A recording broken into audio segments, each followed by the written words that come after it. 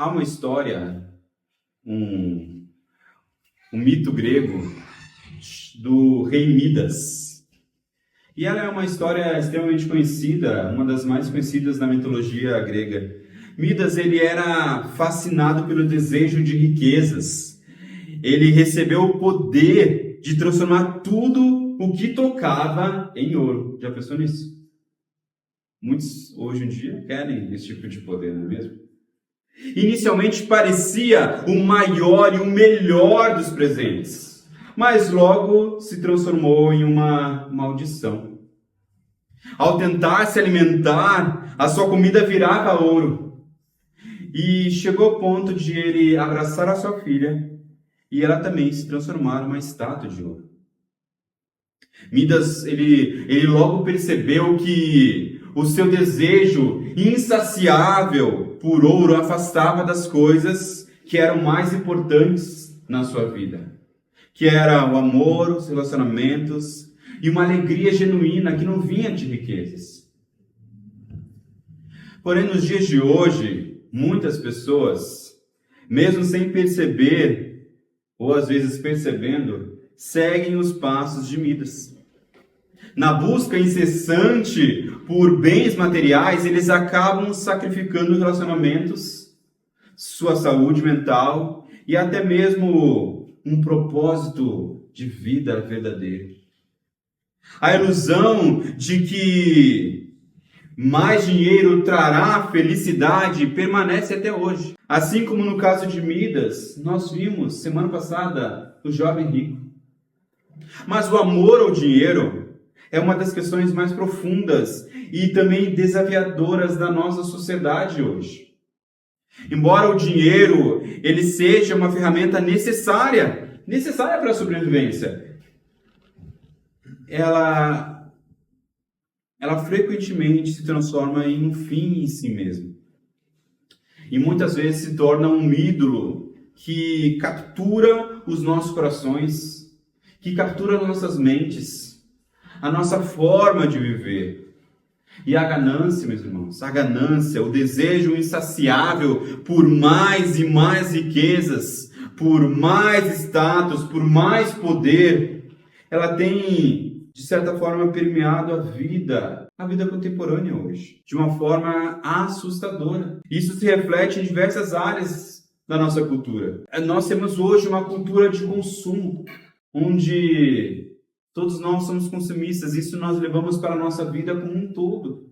Isso permeia também relacionamentos pessoais. E o valor que nós entregamos para as pessoas, que muitas vezes parecem mais bens materiais do que pessoas. Na passagem que nós vamos trabalhar, de Marcos 10, 23 a 31, Jesus, ele, depois de encontrar o jovem rico, que acreditava que as suas posses eram sinais de aprovação divina e que levaria ele para o céu. E depois de, infelizmente, esse jovem sair triste da presença de Jesus, porque ele não conseguiu abrir mão do seu ídolo, Jesus, ele revela uma realidade agora. Ele revela uma realidade assustadora, desconcertante para os seus discípulos até mesmo, que a riqueza, em vez de abrir portas do reino de Deus, pode ser um grande obstáculo. Assim como Midas, ele foi cegado pelo desejo por ouro, o jovem rico, ele não conseguia ver nada além dos seus bens materiais. Veja os versículos agora 23 a 25, após esse encontro de Jesus com o jovem rico, depois que ele saiu triste porque ele tinha muitas posses e ele não conseguiu abrir mão dessas posses. Então Jesus olhou ao redor e disse aos seus discípulos: como é difícil os ricos entrarem no reino de Deus. Os discípulos ficaram admirados com essas palavras, mas Jesus repetiu: filhos, como é difícil entrar no reino de Deus. É mais fácil um camelo passar pelo fundo de uma agulha do que um rico entrar no reino de Deus. Imagine um momento agora. O jovem rico, ele acabou de se afastar de Jesus. Ele foi incapaz de renunciar às suas posses e seguir a Jesus. E agora os discípulos perplexos, eles assistem a cena. Assistem a cena daquele homem que estava procurando uma maneira de herdar o reino de Deus, sair triste porque ele não conseguiu fazer aquilo que Jesus tinha dito para ele fazer. Os discípulos, assim como muitos da sua época, eles associavam as riquezas e como se fosse uma bênção divina. Algo dado por Deus, algo que aquele homem, aquela mulher são abençoados. Os discípulos refletiam uma mentalidade da época, que via a prosperidade como um sinal de aprovação divina. Eles não podiam entender como alguém que era, aos olhos deles, abençoado, com riqueza, teria dificuldade de entrar no reino de Deus. Como Deus? Eles ficaram perplexos, admirados. E a ideia de um rico, considerado alguém que era abençoado, enfrentar um obstáculo era contraintuitivo na visão deles. E da época também. As pessoas, elas chegavam à conclusão errada de que a prosperidade individual era um sinal de favor de Deus. E um sinal de virtude também. E a adversidade era um sinal de descontentamento divino. Então, quanto mais posses você tinha, mais provavelmente aos olhos das pessoas você era abençoado. E quanto menos você tinha, mais aos olhos das pessoas, Deus não se agradava de você. Essa era a mentalidade deles. Jesus, porém, ele surpreende novamente com a afirmação como é difícil para os ricos entrarem no reino de Deus. E esse comentário, ele desafiou a perspectiva daquela época. Ele não estava dizendo que ser rico em si era um pecado, mas que a riqueza pode facilmente se tornar um ídolo em nossos corações. Os discípulos, ainda perplexos, ouviam Jesus repetir a advertência agora de uma outra maneira, mais enfático ainda. Ele usa uma hipérbole poderosa que ele diz: é mais fácil um camelo passar pelo fundo de uma agulha do que um rico entrar no reino de Deus. E a imagem aqui é impressionante, né? Era o maior animal conhecido na região, tentando passar pela menor abertura possível. Claro que é inteiramente impossível um camelo passar por um buraco de agulha. Mesmo assim, Jesus disse, impossível como isso é, isso seria mais fácil do que um homem rico entrar no reino de Deus. Olha que loucura que Jesus está dizendo. Olha, imagine os discípulos escutando tudo isso. Era uma ilustração para mostrar o quão impossível é alguém que está preso à riqueza entrar no reino de Deus por suas próprias forças. Jesus não está generalizando que todos os ricos são automaticamente excluídos do reino de Deus. Em vez disso, ele aponta aqui para o perigo de colocar as finanças, as riquezas, de confiar nisso ao invés de confiar em Deus. A riqueza, quando a gente não consegue gerir ela corretamente, ela pode nos desviar do propósito de Deus para as nossas vidas. E nos enredar numa teia de autossuficiência, de orgulho, de ganância. A riqueza em si, meus irmãos, ela não é condenável. Mas a maneira como nós lidamos com ela revela onde está o nosso coração. A questão não é ter ou não ter, mas sim como essas posses afetam a nossa relação com Deus e com o próximo. O jovem rico, ele não conseguiu abrir mão das suas riquezas, porque elas ocupavam o lugar central no seu coração. E hoje em dia o amor ao dinheiro não é apenas um problema individual, mas uma questão cultural hoje. Vivemos em um mundo onde o sucesso é muitas vezes medido pela quantidade de bens que nós possuímos e pelo saldo bancário que nós temos. As redes sociais, por exemplo, elas promovem constantemente um estilo de vida de luxo, onde o consumismo desenfreado é mostrado como o auge da realização pessoal. Quanto mais eu gasto, mais realizado eu sou. E mais as pessoas vão me seguir e mais eu vou ser cobiçado. Isso cria uma pressão social para que todos busquem mais e mais e mais, acreditando que a felicidade está inteiramente ligada às posses e aos bens materiais. Mas o amor ao dinheiro, como a Bíblia nos fala lá em 1 Timóteo 6,10, é a raiz de todos os males. Isso não significa que o dinheiro em si é mau, mas que o apego a ele pode levar a uma série de pecados, como cobiça, como desonestidade, como até mesmo exploração do outro. Não importa o quanto alguém tenha. A ganância sussurra que nunca é suficiente, sempre eu preciso de mais e de mais e de mais. E essa busca desenfreada por dinheiro muitas vezes leva a um esgotamento, a perda de valores e a uma desumanização também. Quando o dinheiro se torna o centro da vida, ele começa a corromper a nossa visão do que é importante. Quando Deus não está no centro das nossas vidas, mas o dinheiro está, ele começa a modificar o que nós achamos importante, o que nós valorizamos, o que é importante para nós. Isso gera uma mudança de agenda, uma mudança de horários, quanto eu dedico para aquilo.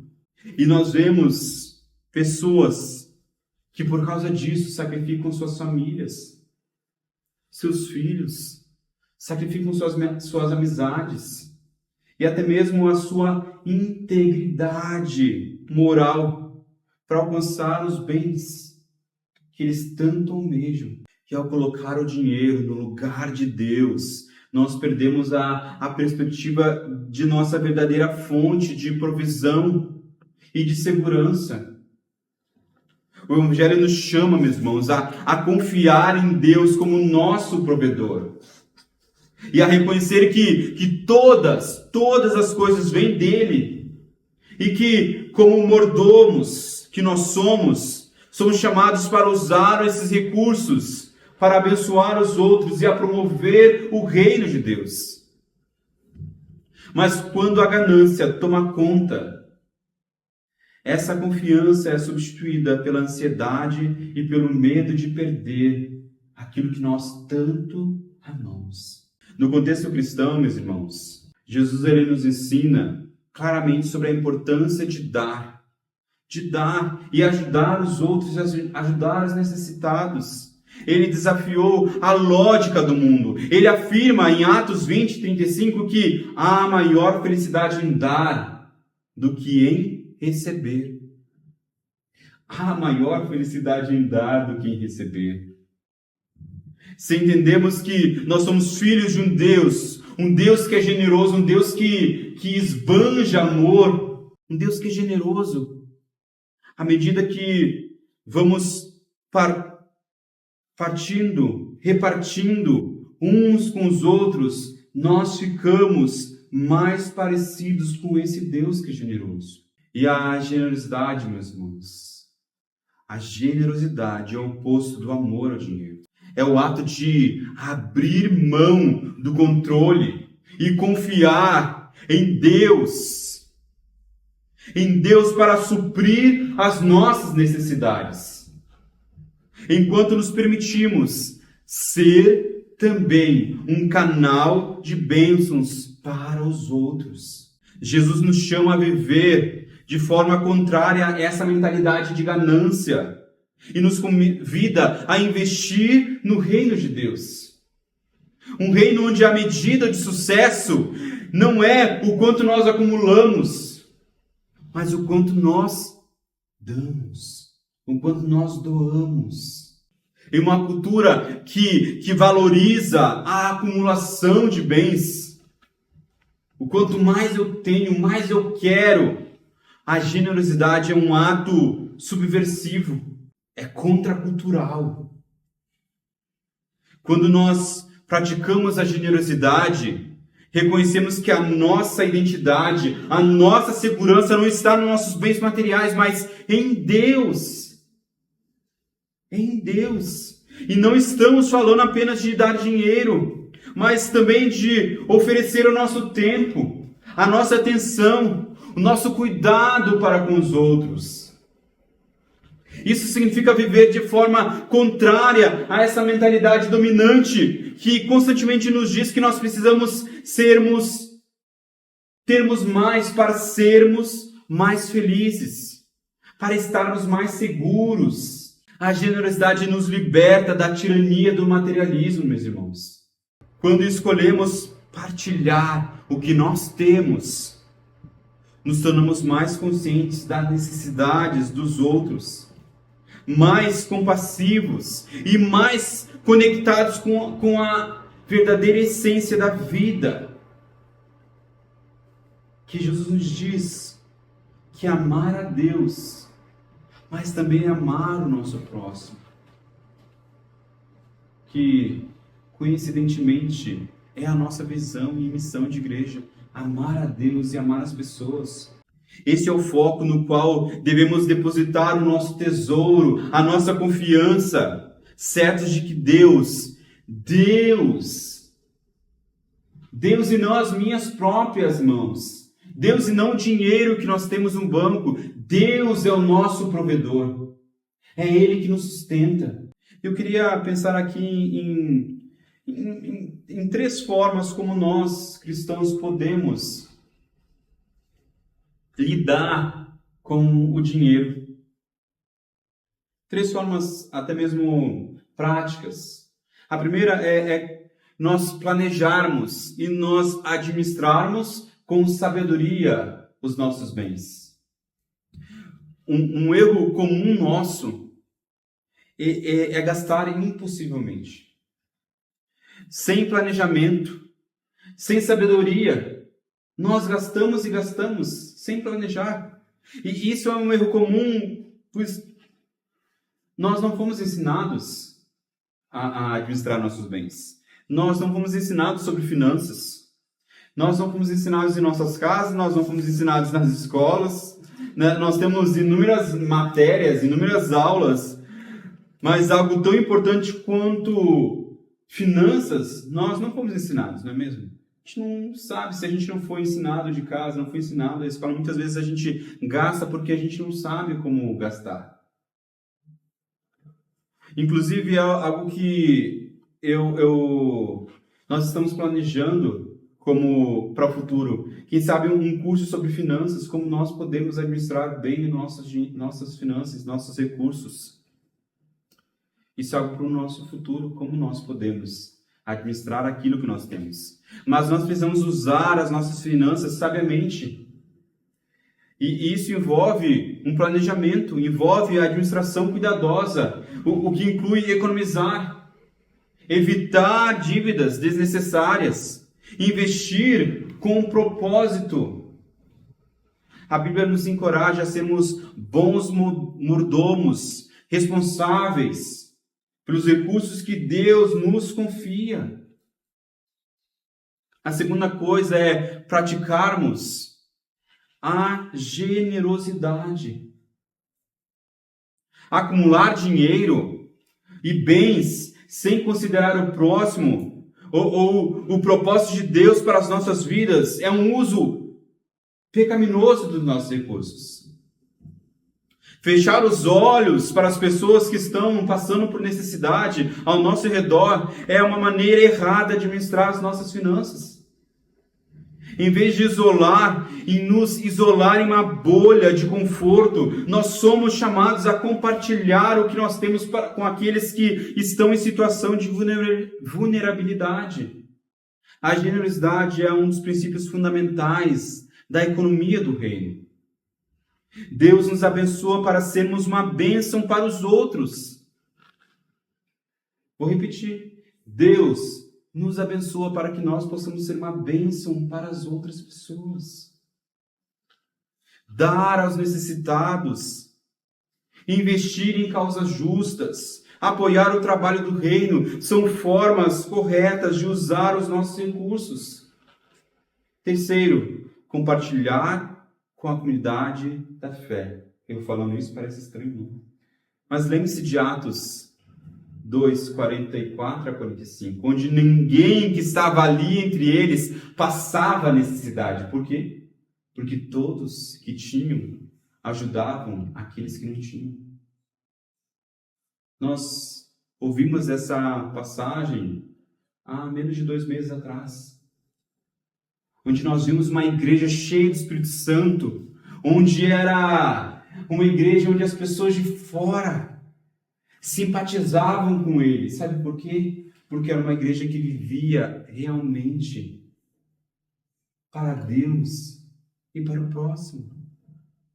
Eles cuidavam dos seus. Ninguém entre eles, a Bíblia fala, tinha necessidade, porque todos vendiam o que tinham. Se precisava, alguém estava passando necessidade, eles vendiam e cuidavam dos seus. Cuidavam daqueles que estavam à sua volta, daqueles que partilhavam da mesma fé que eles.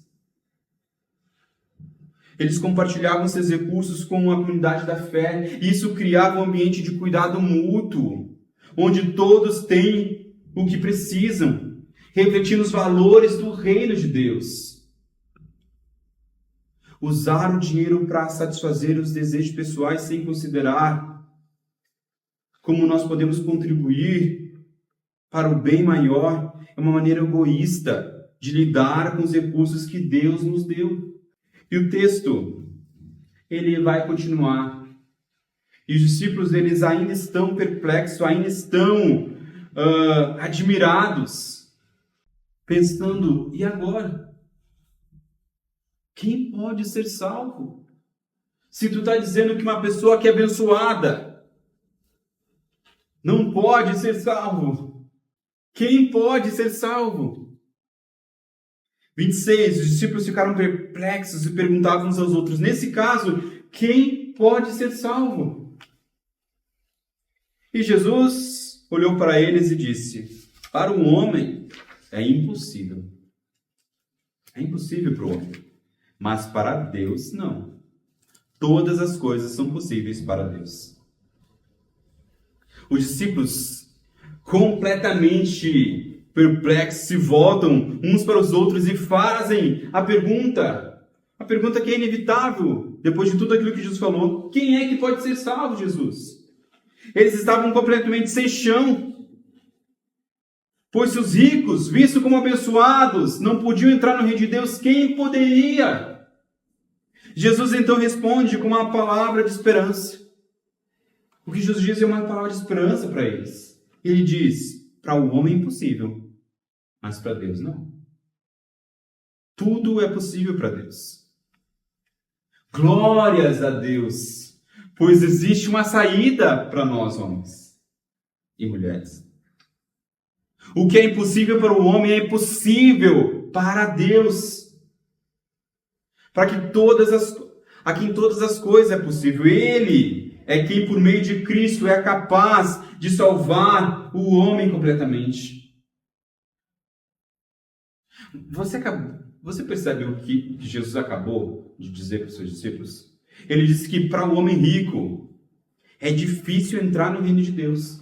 Visto que muitos se apegam às suas riquezas como um meio de segurança, o qual deveria ser somente Cristo.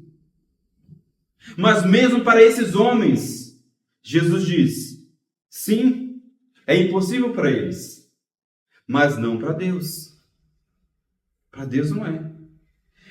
Eu posso salvar esses homens e mulheres, ele está dizendo. Eu posso salvar até esses homens e mulheres,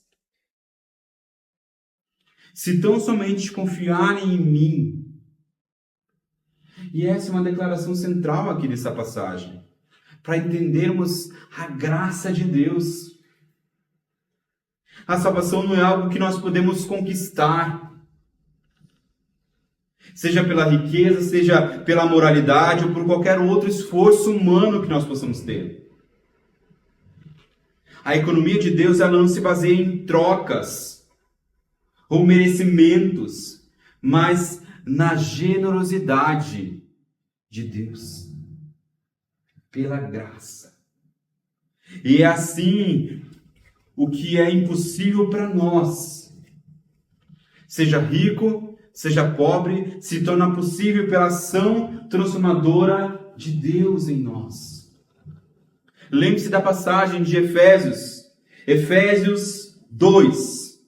Ele vai dizer desde o versículo 1, se vocês quiserem acompanhar, eu vou ler todo esse trecho aqui para a gente relembrar. Ele lhes deu vida quando estavam mortos em suas transgressões e pecados, nos quais vocês andavam no outro tempo, segundo o curso deste mundo, segundo o príncipe da potestade do ar, do espírito que agora atua nos filhos da desobediência. Entre eles, também nós todos andávamos no passado, segundo as inclinações da nossa carne, fazendo a vontade da carne dos nossos pensamentos. E éramos, por natureza, filhos da ira, como também os demais. Mas olha a graça de Deus. Mas Deus sendo rico em misericórdia, Ele era o quê? Rico em misericórdia. Por causa do grande amor que nos amou, e estando nós mortos em nossas transgressões, nos deu vida juntamente com Cristo. Pela graça, vocês são salvos. Pela graça. Favor imerecido de Deus. E juntamente com Ele, nos ressuscitou com Ele, nos fez assentar nas regiões celestiais, em Cristo Jesus. Versículo 7. Deus fez isso para mostrar nos tempos vindouros a suprema riqueza da sua graça, em bondade para conosco, em Cristo Jesus. Versículo 8. Porque pela graça vocês são salvos, mediante a fé. Isso não vem de vocês. É um dom de Deus. Não vem de obras, para que ninguém se glorie. Pois somos feitura dele, criados.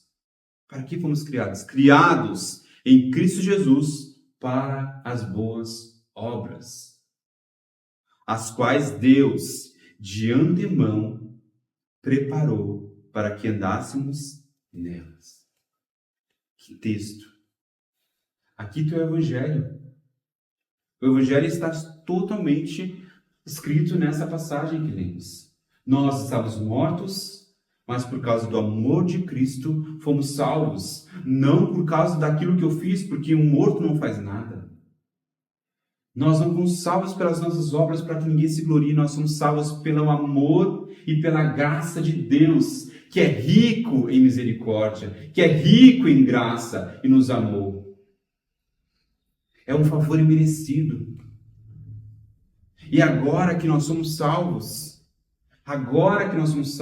Ele diz: eu preparei para vocês boas obras para que vocês façam. Nós não fomos salvos pelas nossas obras, pelas nossas mãos, mas nós somos salvos para fazer boas obras, para cuidar do próximo, para ser generosos uns com os outros. Deus pode transformar corações idólatras, meus irmãos, inclusive daqueles que estão presos no materialismo. Quando reconhecemos a nossa incapacidade e nos rendemos a Deus em arrependimento, Ele faz o impossível. Ele nos liberta da idolatria das riquezas e nos conduz a uma vida verdadeira. Uma vida abundante. Existem muitos testemunhos de pessoas que eram extremamente apegadas às riquezas, mas que, ao encontrar a Cristo, eles tiveram uma liberdade. Eles foram libertados da escravidão das riquezas. Lembre-se de Zaqueu, que era um cobrador de impostos, que era rico. E Jesus teve encontro com esse homem, que está lá em Lucas 19. E nesse encontro, Jesus disse: hoje eu vou estar em sua casa. E no convívio com Cristo, o que ele fez? Jesus não pediu nada para ele, mas ao ouvir as palavras de Cristo, ele disse: eu vou devolver tudo que eu roubei. Eu vou devolver tudo o que eu furtei. Eu vou dar aos pobres. E se eu fiz alguma coisa a mais, eu vou restituir. Aquilo mudou a mentalidade dele. Aquele homem que estava apegado às suas riquezas, de uma hora para outra foi liberto pela graça de Deus na vida dele. Aqui, meus irmãos, nós encontramos uma mensagem de esperança para todos nós. Não importa quão preso você se sinta às riquezas ou o controle que os bens materiais exercem sobre a sua vida, Deus pode quebrar essas correntes. Deus pode. Para Deus, nada é impossível. O impossível se torna possível quando nós colocamos a nossa confiança nele. Você já entregou essa área de sua vida para Deus? Ele é capaz de fazer o que nós não podemos fazer por nós mesmos. Para Ele, nada é impossível. Então nós chegamos na segunda parte dessa passagem, onde Pedro ainda estava pensando nas palavras que o mestre dirigiu ao jovem rico. Jesus lhe pediu que vendesse tudo que tinha e desse o dinheiro para os pobres, prometendo que, se fizesse isso, o que aquele homem ganharia? Um tesouro nos céus. Jesus disse para ele: não um tesouro na terra, onde a traça e a ferrugem consomem, onde o ladrão pode roubar. E essa afirmação de Jesus, meus irmãos, ela ressoa na mente de Pedro e nos outros discípulos também, que se encontram ali perplexos. E afinal, eles mesmos não haviam feito isso, não haviam feito algo semelhante ao que Jesus pediu ao jovem rico. Não haviam deixado suas casas, os seus meios de sustento, as suas famílias para seguir a Cristo. O questionamento de Pedro expõe a sua1inquietação. E se a gente for olhar no relato paralelo a ele, primeiro Pedro ele vai dizer assim: olhe, Jesus, nós desistimos de tudo e o seguimos, não é mesmo? E em Mateus 19:17 ele vai dizer: o que teremos então? Você prometeu para o jovem que eles teriam um tesouro no céu. Nós deixamos tudo para te seguir. O que nós teremos então? E é interessante observar aqui a vulnerabilidade de Pedro neste momento. A resposta à sua pergunta parecia uma resposta óbvia. Se eles deixaram tudo, então certamente teriam um tesouro no céu, como Jesus tinha prometido para o jovem rico. No entanto, havia algo que inquietava ainda Pedro. O mestre acabou de dizer que era impossível pelo mérito humano, alcançar a salvação, sendo algo que só Deus poderia dar. Então Pedro ele pergunta: então, e nós? Qual será o nosso destino? Ele queria ter segurança aqui, não é mesmo? Ele queria estar seguro daquilo que Jesus estava dizendo. Era uma dúvida pertinente. Jesus sempre, aqui atento às necessidades dos seus seguidores, ele dá uma resposta para Pedro reconfortante. Perceba, ele não criticou Pedro pelo aquilo que ele falou. Não, porque era uma pergunta pertinente de Pedro. Mas ele também, a resposta de Jesus foi reconfortante, mas também foi uma resposta desafiadora para eles. Ele reafirma aqui que não há ninguém que tenha deixado casa, família e posses por causa por sua causa e por causa do Evangelho, que não será amplamente recompensado. Perceba nos versículos 29 a 30. Digo-lhes a verdade, ninguém que tenha deixado casa, irmãos e irmãs, mãe, pai, filhos ou campos, por causa de mim e do Evangelho, deixará de receber 100 vezes mais do que no tempo presente, casas, irmãos, irmãs, mães, filhos e campos, e com eles, perseguição. E na era futura, a vida eterna. Essa, meus irmãos, é uma promessa grandiosa. Jesus, ele promete não apenas uma recompensa futura, mas ele promete uma recompensa presente também. Hoje mesmo, nesse tempo presente. No entanto, meus irmãos, essa recompensa não se limita a bens materiais, mas se estende às relações e também à comunidade.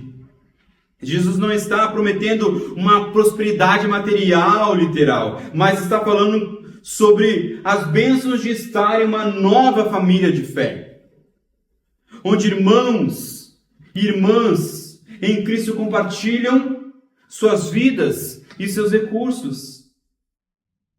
Jesus, ele imaginava que os seus seguidores seriam essa comunidade.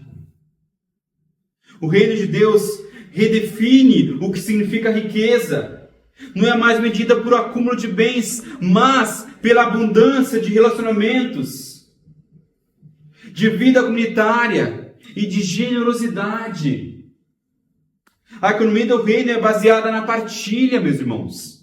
Na partilha, no cuidado mútuo e na confiança em Deus como provedor. Nós queremos ser essa comunidade. Nós almejamos ser, nós sonhamos ser essa comunidade. E nós temos visto isso acontecer de passo em passo, nos tornarmos uma comunidade generosa uns com os outros, no cuidado uns com os outros, na comunhão uns com os outros. Mas também, meus irmãos, Jesus aqui, ele não romantiza essa caminhada. Ele também afirma que essa vida de bênçãos será acompanhada por perseguições. Assim, a recompensa ela não vem sem desafios. Vamos ter perseguições. Neste mundo não vão ser só bênçãos, não. Vocês vão ser perseguidos por causa do meu amor, do amor que vocês têm por mim e do amor que vocês têm pelo reino, é o que Jesus diz. Vocês vão receber bênçãos por causa desse amor por mim, por causa desse amor pelo reino. Mas juntamente com isso, por causa desse amor por mim e por causa desse amor pelo reino, vocês também serão perseguidos. E ele vai dizer, e no porvir? Jesus ainda é mais claro. Aqueles que seguem receberão a vida eterna. Não apenas como um conceito distante, um conceito abstrato, mas como algo que já se manifesta em suas vidas aqui e agora. Crescendo continuamente. A vida eterna não é meramente sobre a quantidade de anos ou o tempo que durará, mas sobre a qualidade de vida que nós já experimentamos em Cristo. A vida cheia de paz, a vida cheia de amor, a vida cheia de comunhão, a vida em santidade. Isso já é o começo da vida eterna. A vida é abundante, que Jesus vai dizer. No entanto, Jesus ele termina a sua resposta com uma advertência. Parece que não é uma advertência, mas é uma advertência. Muitos que são os primeiros serão os últimos, e os últimos serão os primeiros, ele vai dizer. Com essa frase, Jesus ele desestrutura completamente a lógica que era meritocrática, onde aquilo que eu faço faz com que eu seja melhor ou maior. Que muitos de nós temos e que eles na época também tinham. Ele mostra que o reino de Deus não é a riqueza, o status, a posição social que determina o nosso lugar no reino de Deus, mas a condição do nosso coração. Deus vê o coração. Assim como ele disse em Samuel, ao escolher Davi, e que o homem considera grande pode ser insignificante aos olhos de Deus. Enquanto que parece pequeno, parece insignificante, pode, na verdade, ser muito precioso para Deus, porque Deus não vê com os olhos, ele vê com o coração. E essa advertência é um lembrete para os seus discípulos, para nós, para eles, que muitas vezes eles ali, frequentemente eles disputavam sobre quem seria o maior do reino de Deus.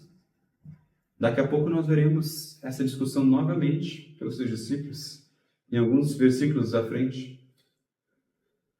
Quem é o maior no reino de Deus? Onde eu posso me assentar nos melhores lugares no reino de Deus? Jesus quer que eles entendam que o reino de Deus, a posição de honra, não são distribuídas como no mundo que vivemos. Pense na pobre viúva que deu suas pequenas moedas no templo como uma oferta. E ela é criticada pelos seus contemporâneos, mas ela também é elogiada por Jesus como uma demonstração de fé incomparável daquela mulher que só tinha aquelas 2 moedinhas. Pense também em Maria de Betânia, que foi criticada pelo ato extravagante de ungir Jesus com perfume, que era extremamente caro, mas que foi eternizada pelas palavras de Jesus como um exemplo de devoção verdadeira. A lógica do reino, meus irmãos, é completamente contrária à lógica do mundo. Aqueles que são exaltados entre os homens podem ser os últimos aos olhos de Deus, enquanto aqueles que são desprezados e negligenciados aqui podem ser os primeiros no reino que virá. Então Pedro e os outros discípulos receberam uma resposta que traz conforto e segurança, mas também um convite à humildade e a confiar absolutamente em Deus e na sua justiça. E pensando nesses homens, no que eles fizeram, a pergunta que fica é: o que nós, como cristãos, estamos dispostos a sacrificar por Cristo? Será que, assim como eles, a gente vai ter que sacrificar nossos bens, nosso meio de trabalho ali, a nossa família, que muitas vezes não aceita, porque somos perseguidos por amor a Cristo? O que nós vamos precisar sacrificar? Às vezes, seguir Jesus envolve renúncias que são dolorosas. Deixar para trás alguns relacionamentos, posses, ou até mesmo a segurança que nós temos. No entanto, ele nos promete que ao fazer isso, nós encontraremos uma nova família, uma nova comunidade e, acima de tudo, a vida eterna. Você está disposto a confiar nas promessas de Jesus, mesmo sabendo que o caminho pode mover sofrimento e perseguição? Nós precisamos fazer essa pergunta. Nós estamos dispostos a confiar na promessa de Jesus, mesmo que isso signifique que nós iremos sofrer ou seremos perseguidos? Assim, meus irmãos, como o jovem rico, o rei Midas e o rei Midas também, nós podemos ser cegados pelas promessas que a riqueza nos faz, pela promessa de segurança que ela nos apresenta. Mas Jesus, ele nos convida a enxergar além das aparências e buscar o verdadeiro tesouro do reino de Deus. Ao contrário da economia deste mundo, onde a riqueza traz poder, status, a economia do reino ela se baseia na graça, na generosidade e na confiança em um Deus provedor. A boa notícia é que, mesmo que pareça impossível abandonar o controle e confiar totalmente em Deus, Ele pode fazer o impossível. Ele pode fazer o impossível para nós. Quando nos rendemos à sua graça, Ele nos liberta, nos oferece um novo caminho de vida. Uma vida marcada agora por relacionamentos restaurados, por generosidade e a certeza da vida eterna. Aquela que, infelizmente, aquele jovem rico não conseguiu ter, porque se apegou aos seus bens. E ao vivermos de forma generosa, meus irmãos, nos libertamos das correntes da ganância e encontramos a verdadeira riqueza, a riqueza que vem do amor de uma comunidade de fé. Em vez de acumular tesouros que passarão, somos convidados a investir no reino de Deus, onde os frutos de nossas ações trarão impacto eterno. Essa história nos lembra que a caminhada como Cristo não se trata apenas de abrir mão das coisas materiais, mas de abrir mão de nossa forma de ver o mundo, da nossa dependência de status, de poder, de reconhecimento humano. O que Cristo nos oferece é infinitamente mais valioso do que qualquer bem material ou posição de destaque que o mundo pode nos proporcionar. É uma nova família, uma nova vida, uma nova esperança que se estende além deste mundo e que adentra a eternidade. Oremos juntos, meus irmãos, entregando a Deus as nossas preocupações financeiras, e pedindo que Ele nos ajude a confiar plenamente em sua provisão e generosidade, assim como Ele nos chama a sermos generosos uns com os outros. Vamos orar. Deus, nos ajuda, Senhor, porque para nós, Pai, tudo isso é impossível, Deus. Tudo isso extrapola o nosso pensamento humano, Pai, que está tão influenciado pela forma de viver deste mundo que nós não conseguimos nem imaginar uma vida dessa, Pai. Ô Senhor, nos ajuda, Deus, a confiarmos em Ti, Deus, a confiarmos a nossa segurança financeira a Ti, Pai, para que possamos ser generosos uns com os outros, Pai, para que possamos construir uma comunidade de fé, Deus, que está ali para suprir a necessidade de ser um pai, uma mãe, um irmão, uma irmã, para suprir a necessidade de uma casa, de campos, de recursos financeiros, Pai. Que nós possamos ser essa comunidade generosa, Deus, uma comunidade que não está aqui para sugar, mas para se doar, Deus, e se deixar ser doado, Pai. Nós te pedimos, Deus, nos ajuda, Senhor, a cada dia, Deus, a crescermos nessa mentalidade, Deus. Mentalidade que é muito mais, muito melhor, muito mais abençoado dar do que receber.